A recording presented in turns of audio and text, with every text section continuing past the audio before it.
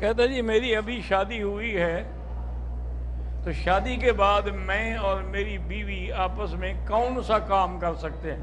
اپنے ابے سے پوچھ لینا، یہ مولوی سے پوچھنے کی کیا ضرورت ہے؟ یہ تم اپنے باپ سے پوچھنا کہ تم میری ماں کے ساتھ کیا کرتے رہے ہو۔ اللہ کے بندے، بھی ایک بچوں والی بات ہے کہ تم بیوی کے ساتھ کیا کر سکتے ہو؟ بیوی کے ساتھ جو ہے وہ ناجائز عمل نہ کرو، غیر فطری فعل نہ کرو، باقی تمہیں اجازت ہے۔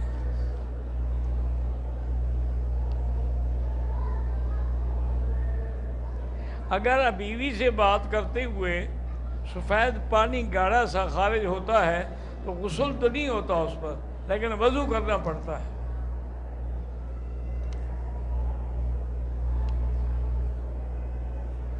کہتے جی میری بھانجی ہے، اس کو سانس کی نالی میں کینسر ہو گیا ہے، اللہ معاف کرے، تو اس کے لیے دعا کہ اللہ سب کو شفا عطا فرمائے، ہر بیمار کو شفا عطا فرمائے۔ لیکن ایک بات یاد رکھیں کہ اللہ کے قرآن کی ایک آیت ہے، سورۃ النجم کی آخری آیت ہے، لیس لہا من دون اللہ کاشفہ۔ یہ آیت جو ہے اس کے دو طریقے ہیں، یا تو ایک ہی دفعہ 1000 ایک دفعہ پڑھ کے پانی میں دم کر کے رکھ دیں، یا ہر نماز کے بعد 100 دفعہ پڑھ لیا کریں اور پانی پہ دم کر کے اسی کو پلائیں۔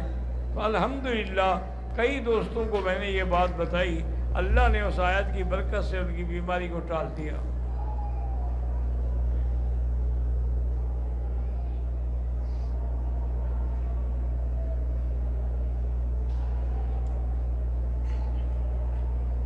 کہتا جی کہ میرے والد کا مجھے بہت شوق تھا کہ میری شادی کو دیکھتے، لیکن اللہ کی شان ہے کہ وہ میری شادی سے پہلے فوت ہو گئے، اللہ کو پیارے ہو گئے، میری شادی بعد میں ہوئی۔ بہرحال یہ تو وقت اللہ نے لکھا ہوتا ہے، نہ آگے ہو سکتا ہے نہ پیچھے ہو سکتا ہے۔ کہتے اب میں مجھے اللہ نے بیٹا دیا ہے، تو بیٹے کا نام جو ہے میں ارمان رکھ سکتا ہوں؟ ارمان کوئی نام ہے؟ وہ یعنی باپ کو جو ارمان تھا نا دیکھنے کا، یہ اس لفظ کو بیٹے کا نام بنا رہا ہے، نعوذ باللہ۔ اولاد کا نام صحابہ کے نام پہ رکھیں، انبیاء کے نام پہ رکھیں، اسلامی نام رکھا کریں۔ یہ ارمان تو کافروں نے ارمانی ایک سنٹ بنایا ہوا ہے، اسی سے لے کر تم نام رکھ رہے ہو۔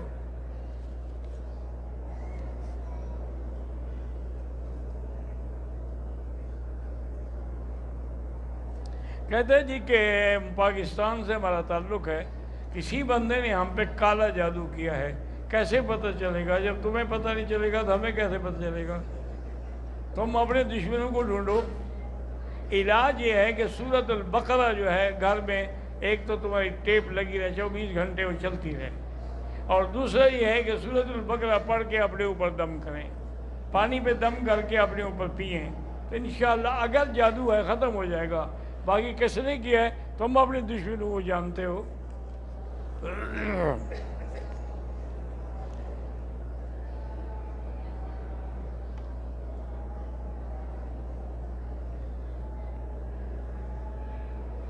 کہتا جی کہ ایک آدمی نے پہلے اپنی بیوی کو 1 طلاق دی تھی فون پہ، ٹھیک ہے، بعد میں اس نے 3 طلاقیں دی، اب تو پکی 3 ہو گئی نا۔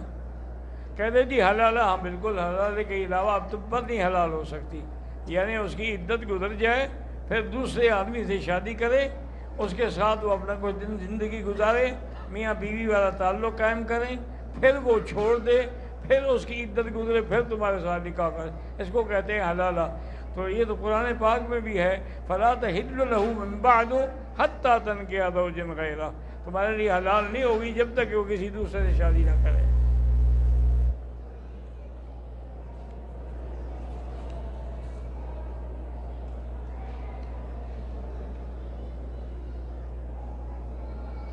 میری خالہ کی شادی کو 5 سال ہو گئے ہیں، لیکن اس کے گھر والے کو اچھا برتاؤ نہیں کرتے۔ بہرحال وہ خود بھی اللہ کے آگے رو کے دعا کرے، اور اللہ کے نام ہیں یا لطیف ہو یا ودود، یہ پڑھ کے دعا کیا کرے، تو انشاءاللہ آپس میں اللہ محبت پیدا کر دیں گے۔ یہ میرا بھائی ہے جن احرام جن نے باندھا ہوا ہے نا، آپ کی ناف نظر آ رہی ہے، نہ نماز ہوگی، نہ آپ کا طواف ہوگا، نہ عمرہ ہوگا۔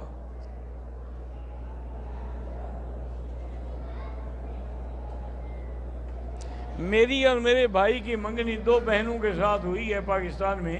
میرا تعلق ایک متوسط طبقے سے ہے. میرا سسر کہتا ہے کہ پہلے مکان بنوائیں بعد میں شادی آپ کی ہوگی.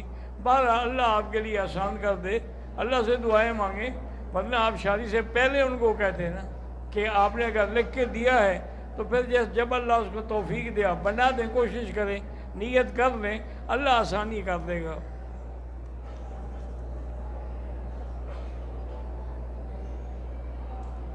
لدھیانوی صاحب کے لیے تو بھی ہم ہمیشہ دعا کرتے ہیں, ہمارے دوست ہیں, بھائی ہیں, اللہ کامیاب کرے.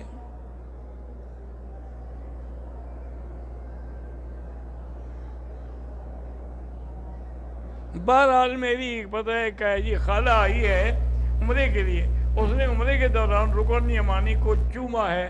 بہرحال چومنے کی اجازت نہیں ہے لیکن چوما ہے, کوئی بات نہیں, گزر گئی بات گزر گئی. حج بدل کے لیے پیسے لینے جائز ہے. جو آدمی حج بدل کرے گا آخر اپنی اجرت تو لے گا نا, وہ پیدل تھوڑا جائے گا, بس پکڑے گا, قربانی کرے گا تو سارا خرچہ آپ کو دینا ہے.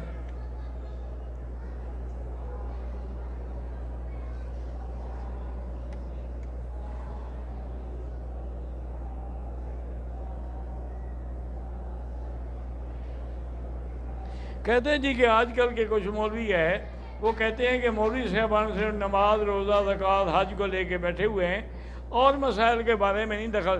بھئی ہم نے تو یہی سوچا ہے کہ اسلام کی بنیاد یہی مسائل ہیں. بنی الاسلام علی خمس, حضور نے فرمایا اسلام کی بنیاد 5 چیزوں پہ ہے. سب سے پہلے شہادت اللہ الہ الا اللہ, پھر اقام الصلاۃ, ایتاء الزکوٰۃ, صوم و رمضان, حج البیت. تو ہم تو وہی بیان کر رہے ہیں جو حضور نے بتلایا ہے. آپ کو کوئی نئے مسائل آتے ہیں جو حضور نے نہیں بتلائے, کسی اور نے بتلائے, تم جانو, تمہارا کام جانے. ہم تو بہرحال وہی کہیں گے جو حضور نے فرمایا ہے.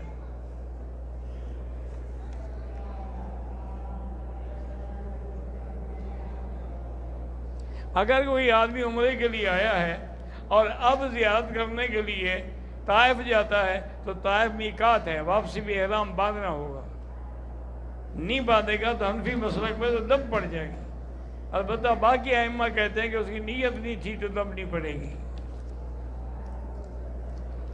اللہم صلی علی سیدنا محمد وعلی آل سیدنا محمد کما صلیت علی ابراہیم وعلی آل ابراہیم فی العالمین انک حمید مجید. یا حی یا قیوم برحمتک استغیث, یا حی یا قیوم برحمتک استغیث, یا حی یا قیوم برحمتک استغیث, یا غیاث المستغیثین اغثنا, علیک توکلنا و الیک انبنا. اللہم لا تجعل مصیبتنا فی دیننا ولا تجعل الدنیا اکبر ہمنا ولا مبلغ علمنا. اللہم لا تسلط علینا بذنوبنا من لا یخافک فینا ولا یرحمنا. یا اللہ تمام آنے والوں کی حاضری قبول فرما. یا اللہ عمرے والوں کے عمرے قبول فرما. حج والوں کے لیے حج آسان فرما دے. یا الہ العالمین ہمیں حرمین کا صحیح طریقے سے ادب نصیب فرما. ہمیں قرآن پاک پر عمل کرنے کی توفیق عطا فرما. یا الہ العالمین ہمیں مانگنا بھی نہیں آتا, بغیر مانگے عطا فرما. ربنا ظلمنا انفسنا ان لم تغفر لنا وترحمنا لنكونن من الخاسرین. اللہم استرنا بسترک الجمیل, اللہم استر عوراتنا, آمن روآتنا, خفف لوآتنا. وصلی اللہ تعالی علی خیر خلقہ سیدنا محمد وعلی آلہ واصحابہ اجمعین برحمتک یا ارحم الراحمین.